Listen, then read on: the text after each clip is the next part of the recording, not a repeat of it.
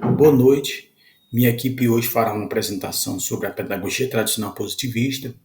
A equipe é formada por Bruno Victor, Ruth Lima, Marcos Heleno, Francisca Edinaldo Diniz, Glenda dos Santos e Caio dos Santos.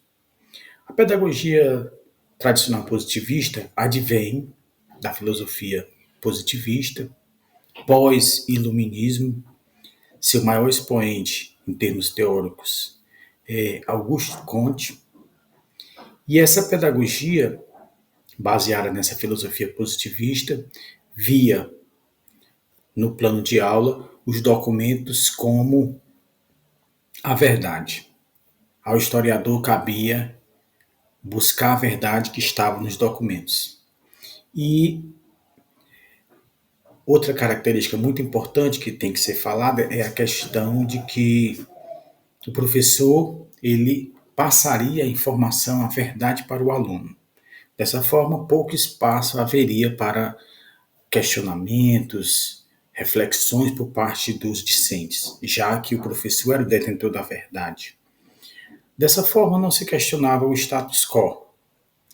E no nosso plano de aula, que foi direcionado à Escola Padre Marcelino de Champagnat, para o 9º ano, falou-se sobre a proclamação da República, com o viés oficial, o viés da República, que diz que foi uma proclamação, apesar de não ter sido uma proclamação, ter sido, na realidade, um golpe de Estado, sem a participação popular.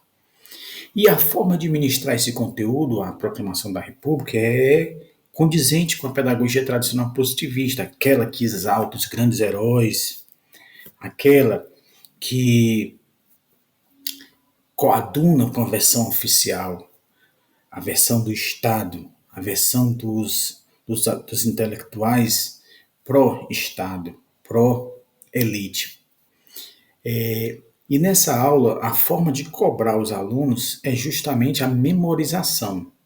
Decorar datas, decorar os grandes feitos, decorar o nome, as ações dos grandes heróis, no caso, seria Marechal Deodoro da Fonseca, e também, sem muito questionamento, sem reflexões, expor uma série de problemas que a monarquia teria, que levaria, através daquela ideia do próprio positivismo, das fases, a fase teológica, a fase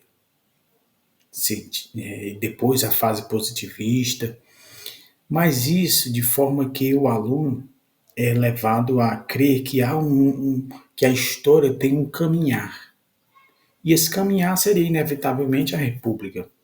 Seria algo como se já estivesse no destino marcado, escrito, porque seria científico. No entanto, nós verificamos com as outras formas de fazer história que não é bem assim. A história não está nos documentos apenas. Tem outros locais na qual a história pode ser feita. E, por fim, a forma de apresentar esses trabalhos, essa forma de ministrar uma aula é bem limitada. Geralmente é baseada muito na memorização de datas, grandes feitos, grandes heróis, na história oficial.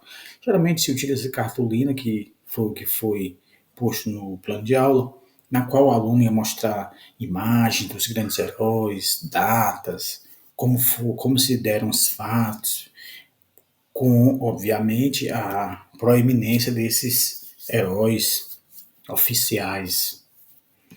E, por fim, boa noite.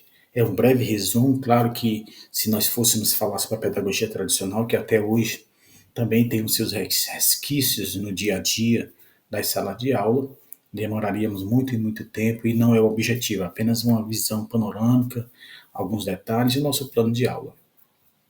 Obrigado.